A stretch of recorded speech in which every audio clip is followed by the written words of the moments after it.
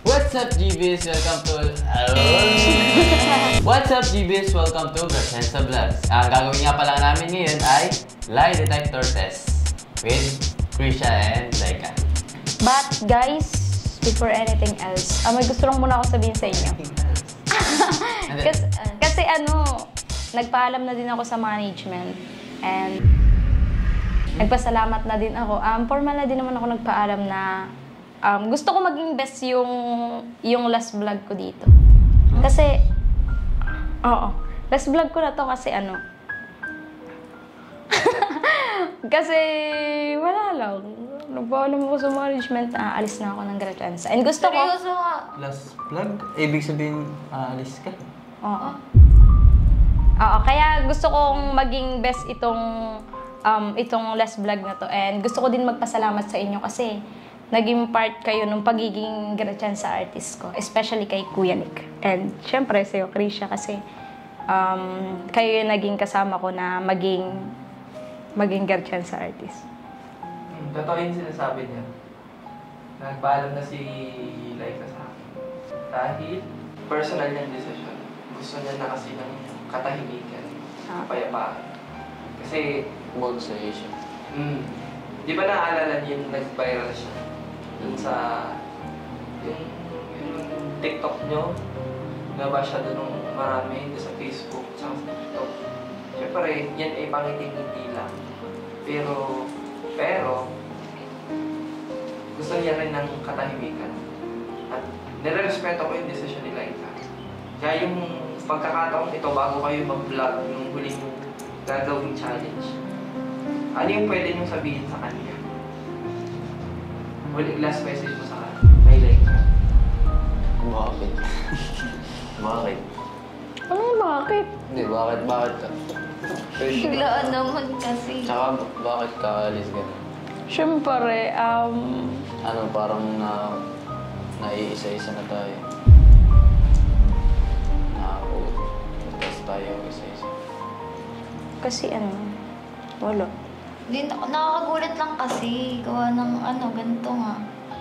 Na, as in, ganito, okay na yung parang nagiging comfortable na din ako sa'yo. Ganun, tapos bigla ka na makaalis. No? Okay na yun, at least may memories tayo. Si ate ko naman. Okay na yan. Hindi naman siguro enough reason yung ganun. Baka may other reason pa. Don't forget to remember everything happened for a reason. Kasi kaya nag-decide na din ako personally na umalis. Kasi nadadamay na yung family ko. Nadadamay na yung relationship namin sa bahay. And especially yung pag-aaral ko. Hindi na ako makapag-focus, di na din ako nakakatulog. Imbis na igagawa ko ng mga projects, iniisip ko pa din yung sinasabi nila na yung about nga sa atin, ganun. And yun, tinanggap ko na kasi paulit-ulit din naman nilang pinapamukha sa akin na ganun. Kaya yun, nag-decide na ako na Wala, naiiyak tayo. yun, nag-decide na din ako na umalis na gano'n na okay lang naman kasi yun nga. Hindi ko naman. Ate ka na naniniwala. Totoo. Yan. And nagpapasalamat ako kasi, especially kay Queenie, kasi naging part siya ng pagiging artist ko ng Gracensa. Kahit siya yung naging reason kung bakit ba ako binabash. And that was yung personal belongings, attitude. Yun, sobrang salamat kasi pinaranas niyo sa akin or pinaramdam niyo sa akin na na naging part ako ng Gracensa. Yun lang, sobrang thank you. Wait Pati ka naniniwala. Hindi ako umiiyak, tapos umiiyak ako dito. Oh? Oo nga, totoo nga. Hindi ko naniniwala. Hirap pala sa feeling ng yung harap-harapang maalis yung kasama. Hindi ko Hindi ka na, pag minsan kasi nararanasan parang ko yun. parang nagigilty din ako eh. Nararanasan ko kasi Doon yung guilty ko. yung biglaang announce lang doon. Hindi yung pumunta. Sabi ko, parang nagigilty ako gawa ng ganito nga. Part din ako ng parang nasa... Yun ang, ay, lalo sa akin lalaki. Yung, parang, alam mo yun. Tayo mo gagawin. And gusto ko lang na... Decision. At sana gusto ko lang na galangin yung naging decision ko. Especially kasi gusto ko din mag-focus sa study. And Pero, sa family ko. Ano, if may chance pa, babalik ka. Siguro, oo. Kung may chance pa. Yan lang, guys. Paalam. Tuloy na natin yan. Go. So, hi guys. Nandito ako ngayon kasi may gusto lang akong sabihin. And gusto ko lang din na magpasalamat. But before anything else na yung sasabihin ko, gusto ko munang magpasalamat sa lahat ng sumuporta, sa lahat ng mga tao na hindi ko akalain na magiging part ng buhay ko. And yun guys, ako'y nagpapasalamat dahil kung paano ako kinuha ng Gratianza Entertainment. Kasi hindi ko din naman expected na magkakaroon ng gantong history yung buhay ko. Pero syempre, bago ang lahat, nagpapasalamat ako kasi kahit sobrang daming tao na umayaw sa akin, andun pa din yung pagiging consistent ng mga sumusuporta sa akin, especially sa sumusuporta sa Lainik.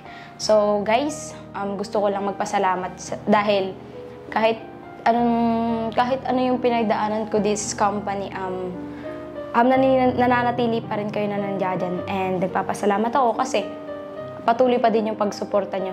Gusto ko lang sabihin na maraming salamat sa management kasi kinuha nila ako as artist ng Gratianza and especially naging part ako ng company na to.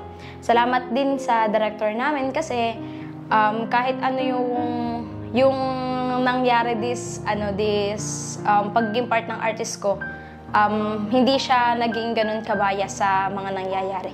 And sobrang salamat kasi, especially sa production, kasi andun yung nakikita ko yung support nila sa akin bilang isang artist ng company na to. And maraming salamat kasi ito yung Gratianza Entertainment yung naging way ng kung paano ba mag-boost ng self-confidence. And ito din yung naging way kung paano ba maging matatag. Kasi especially sa nangyari sa buhay ko nung naging part ako ng Gratianza, hindi siya ganun kadali, especially sa mga pambabash sa akin, sa mga nangyayari dun na gumaganap ako. Kasi napagod na din ako na parang sa lahat ng sinasabi ng tao. Kasi hindi naman ako robot na kumbaga. Hindi naman ako ganun hindi ako masasaktan sa sinasabi. So, ayun guys, gusto ko lang sabihin sa inyo na sobrang maraming... naiiyak ako. Grabe, simula pa lang. Sobrang salamat kasi andun yung consistent na support nyo sa akin bilang artist ng Gratianza. Gusto ko lang sabihin na maraming salamat sa walang sawang pag-suporta sa akin. Maraming salamat. Maraming salamat kasi kahit sobrang dami nung pinagdaanan ko bilang artist, parang napagod na din ako sa mga sinasabi ng ibang tao na bakit daw ako nandito pa, lang naman ako dito, extra. So, sobrang maraming salamat, especially sa editor ng mga pics and bids ko. Sobrang salamat kasi na-appreciate ko yun. Much appreciated, guys. Thank you sa support nyo, sa walang sawang pagsuporta sa akin. And yun, guys, napagod na din ako kasi sa sobrang dami nung bashing na nararanasan ko. Sa sobrang dami nung nangyari sa this company. Nagpapasalamat ako kasi ang daming nandiyan para sumuporta sa akin. And guys, napagod na din ako kasi alam niyo yung feeling na part na gusto kong ilaban kasi parang naging love ko na din yung pagiging artist ng Gratianza, especially kasi churchmate ko yung mga katrabaho ko. And guys, paano ko ba sasabihin na? Gusto kong sabihin na aalis na ako sa Gratianza. And ano, and syempre, to all memories, sobrang thank you. Napagod na din ako kasi hindi naman ako robot para tanggapin na lang ng ganun yung mga sinasabi ng ibang tao. Pero sabi nga, everything happens for a reason. And sobrang thankful ako kasi nung naranasan ko yung gantong bagay na naranasan ko yung bashing, doon ko na na-realize na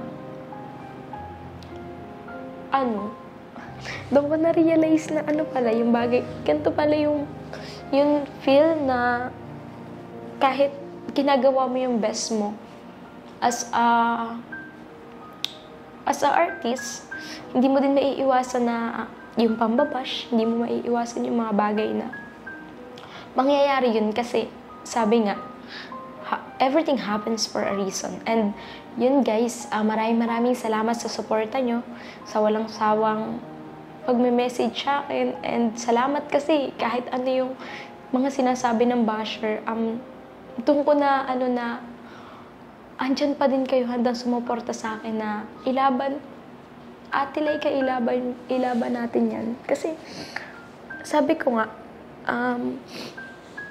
ito din yung naging daan kung dapat ko bang ilaban yung gantong bagay, dapat ko pa siyang ipaglaban. Salamat kasi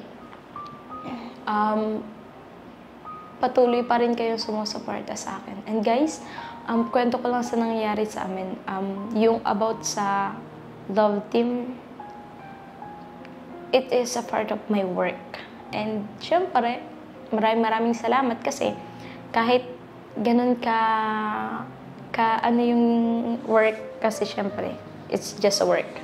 And okay, kasi sumusuporta kayo dun sa Lainik.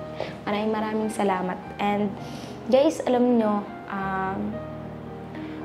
sana before ako umalis sa company ng Gratchansa Entertainment, sana naging happy kayo naging happy kayo na nakasama nyo ako dito. Especially dun sa editor and fans ng Lainik and syempre fans ko. Yun guys, gusto ko lang sabihin na aalis na ako sa Gratchansa. And maraming salamat sa suporta. Maraming salamat sa walang sawang pag-support sa akin. Maraming salamat kasi naranasan ko din naman na kumbaga hindi para makilala ng mga tao, kundi para malaman na kahit anong mangyari, maraming nandyan para suportahan ako dun sa career na pinili ko. And guys, sana naging masaya kayo, nakapiling ako, and especially dun sa editor ko. And thank you kasi naging part kayo ng buhay ko. And yun lang, maraming salamat. Gusto ko lang sabihin na ano mang mangyari, alam ko na may reason kung bakit nga ba ito nangyari, bakit nga ba ito naganap. Alam ko kasi na sabi nga nung director namin, ako daw yung pinaka sa artist ng Gratchansa. Ako daw yung number 1 na binash. Pero syempre, bilang artist, kailangan mong maging marunong ka tumanggap sa sarili mo. Kasi pinili mo yung career na yun. And nagpapasalamat ako kasi ito yung nagbuo kung paano ba dapat i-build yung confidence na meron ako. And so, ayun lang guys. Maraming salamat sa buong suporta nyo.